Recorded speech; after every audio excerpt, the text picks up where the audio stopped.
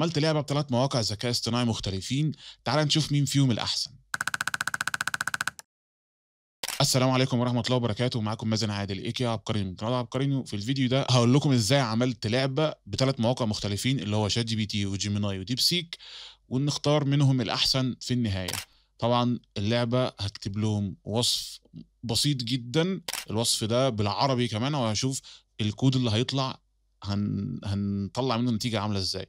طبعا ده جيميناي، هقول له ازيك، انا عايز اعمل لعبة فلوبي بيرد بنفس الشكل الأصلي بتاعها، وأقدر إني أشغلها على المتصفح.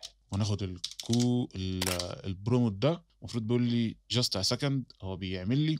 كنت رحت للشات جي بي تي من شويه، حصل ايرور في الريكوردنج وكده. المهم فهو بيقول لي عايز تعمل فلوبي بيرد نفس الشكل اللي كانت عليه بالظبط، واديني طريقه اجرب بيها، مش عارف كذا كذا كذا. اهلا بيك، فلوبي بيرد نفس الشكل الكلاسيكي بالظبط باستخدام HTML و CSS والجافا سكريبت، تقدر تشغلها على المتصفح بسهوله. الخطوات هديك كود اللعبه كامل، معرفش اقدر اجربها بال HTML، بعد كده تدبل كليك على الملف وهيشتغل. عايز اكتب لك الكود، ماشي. هنروح هنا لديب سيك، وديب سيك هيعمل لي نفس الكلام بالبروموت. هنا بيقول لي اهو الادوات والتقنيات HTML CSS جافا سكريبت وكانفاس API، ده بديل اسرع ومش عارف ايه. الخطوات الاساسيه انشاء كذا كذا كذا، رسم العناصر ومش عارف ايه، مصادر مفيده. هو ده بيشرح لي، انا بقول له ايه، ممكن تعمل لي انت اللعبه. فهنشوف، ادي كتب لي الكود الاساسي وكتب لي CSS والجافا سكريبت. ده اسرع واحد فيهم لحد دلوقتي، وممكن اكسبورت الكود ده على موقع اسمه ريبلت، اقدر ان انا اجرب الكلام ده. بس احنا هنروح للكمبيوتر بتاعنا عادي جدا، هعمل فايل واجرب الثلاثه ونشوف مين فيهم الاحسن. ده هقول له ماشي، اعمل لي اللعبه. تمام، نبدا الاول بجيميناي. جيميناي طبعا اعطيني HTML والCSS والجافا سكريبت بس. تمام، مفيش اي حاجه تانية. انا هروح عندي كمبيوتر، هعمل فولدر واسميه فلابي بيرد. مش شايفين الكلام ده دلوقتي، بس عشان حوار ان انا اشير يعني، ايه، هنعمل ملف تكست ونسميه جي HTML اللي هو جيميناي HTML، ونحط الكود. وهنعمل نفس البتاع تاني، بس نحط الكود ونعمل سيف از دوت جي سي اس اس دوت سي اس اس، ونعمل الكود الاخير واللي هو الجافا سكريبت، ونجرب. طبعا ده دلوقتي بيقول لي ان انا ممكن في نتورك اكسس ومش عارف ايه، تقريبا في اكستنشن عندي على المتصفح، يعني بتاخد عايز اكسس. وهنا راح عمل لي الكود وظبط لي الدنيا وشرح لي كل حاجه كمان. فهنجرب دلوقتي لعبه جيميناي اللي هي ما اشتغلتش خالص، يعني كتبت كل حاجه. هقول له اللعبه مش شغاله، بتجيب صفحه فاضيه. المفروض ان هي تشتغل هنا. هو فعلا كتب لي فلاوي بيرد وكتب لي كل حاجه، بس ما فيش ولا اي زراير من زراير الجيمز اللي انا عارفها بتشتغل. فهنروح هنا، المفروض ان هو خلص لي كل حاجه. بيقول لي طريقه التجربه، افتح اي محرر نصوص زي نوت باد او VS كود، انسخ الكود اللي فوق كامل، احفظ الملف ب HTML، دبل كليك على الملف وهتشتغل اللعبه فورا في المتصفح. ده ما حطليش ولا CSS ولا حط جافا سكريبت، ده ملف HTML عادي جدا. فهنروح على برضو تكست، ونروح مسيبين ده ونعمل سيف از، هسميه gpt.html. ادي ملف الجي بي تي بتاع اللعبه. دي لعبه فلابي بيرد، دي فعلا لعبه فلابي بيرد. انا ما اعرفش ايه صوره الراجل اللي موجود ورا ده.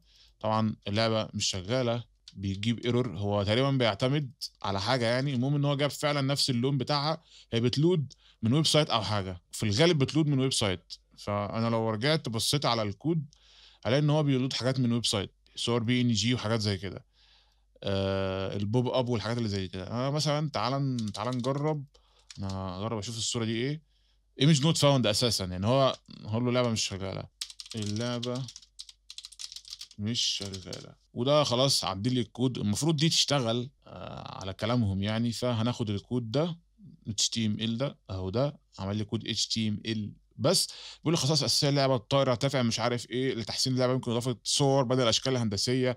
اهو ده فهمني، ده عمل اشكال هندسيه وظبط الدنيا، بدل ما اقعد بقى ان انا اجيب صور من على النت والصور مش شغاله وهكذا. فهنعمل سيف از ونروح كاتبين DS دوت HTML. فالمفروض لما اجي افتح ده اهو، ده عمل اللعبه صح بالظبط، نفس اللي انا عايزه فعلا. اول ما تيجي تعدي بتعدي، لو خبطت في حاجه تخسر، وهنا بيعدي اهو بيحسب السكور فوق، ما غلطش يا دوب. بس ان انا ممكن اقول له على شويه تحسينات يعملها، ان هو لو عايز يحط لي صور، اقدر ان انا اعمل انبوت بصور، اعمل حاجات، ده اظبط. لكن ده بوظ الدنيا خالص. بيقول لي اهو تمام لازم خلينا نحل مشكله، غالبا الصور مش بتحمل صح، والرابط الخارجيه ده بيخلي اللعبه ما تظهرش خالص، رسومات بسيطه، مربعات والوان وهكذا. ده سمع الكلام وعمل فعلا مربعات والوان وكده. بيقول لي استخدم نفس الكود ده، ويفضل انت تستخدم جوجل كروم او ايا كان يعني المتصفح بتاعك. ماشي تمام.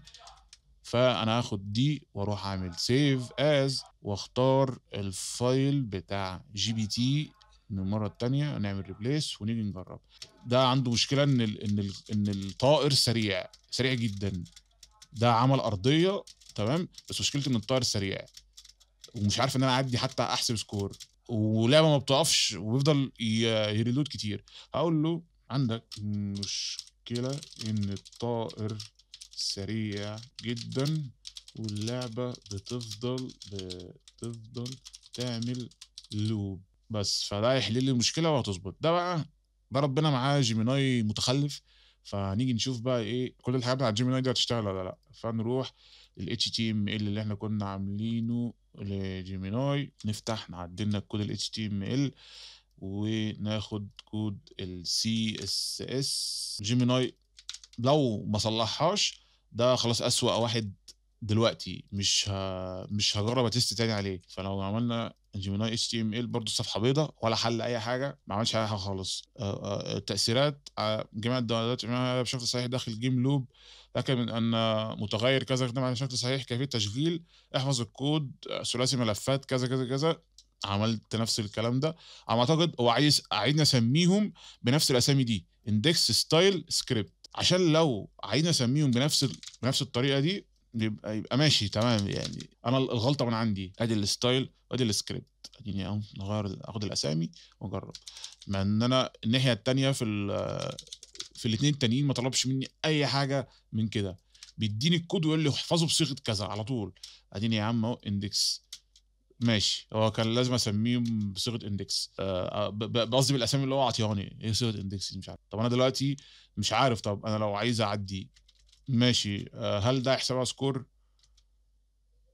جيم اوفر سكور 0. برضو اللعبه دي فيها مشكله ان هي ما عملش التيوبس، ما بيحسبش السكور. ماشي هنقول له انت مش بتحسب السكور خالص، وكمان التيوبس مش زي الاصليه نهائي. ده احنا كنا طالبين منه انه يعدل تم تعديل اللعبه عشان يكون ابطا واسهل في التحكم. دوت شاشه جيم اوفر. ممكن تعيد اللعبه بالضغط على اي زرار بعد الخساره، تفتح ملف تاني هتلاقي اللعبه ايه كذا كذا كذا. وهنا ممكن اعمل بريفيو كمان بدل ما اروح لحاجه بره. دي احسن حاجه في شات جي بي تي في الوقت الحالي. اضغط اي زر للاعاده، الماشي بقت سريعه، السكور بيتحسب، بيعدي عادي جدا، مفيش مشاكل. هنا اروق بصراحه. طيب دي كويسه، وبتاعت ديب سيك كويسه جدا. ربنا يكون في عون الناس اللي بتستخدم جيميناي. جيميناي ايا كان بعد الابديتس اللي بيعملوها هو سيء يعني. انا بتكلم كده عن تجربه، لان انا بجربه في حاجات كتير تانية. مش بيجيب ولا حتى بيفكر يفهمني. يعني انا ممكن اكون مثلا بكلمه بقول له دلوقتي انا عايز صوره شخص ما بيلعب كوره مثلا، او كلب بيعمل كذا. عمل لي الصوره وظبط الدنيا وكل حاجه، ورحت بعت مسج تانية تمام ليها علاقه بالصوره دي، ورجعت تاني اكلمه على نفس الحاجه اللي كنت بقول له عليها، لا هو نسي، انا نسيت. على عكس مثلا ما اروح شات جي بي تي او اروح لديب سيك اقول له انا مثلا دلوقتي عايزك تحول الصوره بتاعتي اللي انا اعطيها لك دي، لان هي مثلا تكون صوره ليها علاقه بالبوب اب ستايل. عملها بوب اب ستايل يظبط الدنيا. دخلت معاه في نقاش تاني، واجي اقول له الصوره اللي انا كنت بعتها لك من شويه اللي هي انت حولتها بوب اب ستايل دي، انا عايزك ان انت تشيل منها ما اعرفش كذا. هيشيل عادي جدا. لكن لو رحت قلت الكلام ده للجيميناي ما فيش. انا نسيت اصلا انت بتتكلم يعني ايه بوب اب ستايل. دلوقتي بوظ الدنيا خالص ولا عمل اي حاجه من اللي انا قلتها. السكور برضو السكور، لا السكور اشتغل، لكن بوظ الدنيا ولا عمل اي حاجه من اللي انا عايزها. بس احنا طولنا قوي في الريكوردنج. المهم يعني انا كنت معاكم مثلا عادل، اديكم شفتوا تجربه الثلاثه وعرفتوا مين الاحسن. جيميناي مفيش خالص. لو هقارن بين الاثنين ديب سيك وجي بي تي، الاثنين احسن من بعض. يمكن جي بي تي كمان عمل حته زياده ان هو حط لي تحت الارضيه بتاعه اللعبه، لكن ديب سيك ما كانش الطف حاجه في النقطه دي. وهنا الدنيا خربانه هنا خالص في جيميناي يعني. بس اشوفكم فيديو جديد ان شاء الله. ما تنساش انك تعمل لايك وسبسكرايب وتشير الفيديو بقى مع الناس المهتمه بالذكاء الاصطناعي، عشان هننزل حاجات جامده جدا وحصريه قريب على القناه ليها علاقه بالذكاء الاصطناعي، وشغل جامد جامد وبيتم استخدامه حاليا في مصر. ان شاء الله لما يتم الاصدار بشكل رسمي هنبقى احنا من الاوائل اللي بنعمل فيديوهات عن الكلام ده. سبسكرايب بقى وشير والكلام ده، وروح بص على تيك توك وبص على انستجرام وفيسبوك برضو هسيبه لك تحت، عشان هتلاقي فيديوهات مختلفه برضو عن الذكاء الاصطناعي هتنزل في نفس الوقت اللي الفيديو ده هيكون نازل فيه. يلا مع السلامه.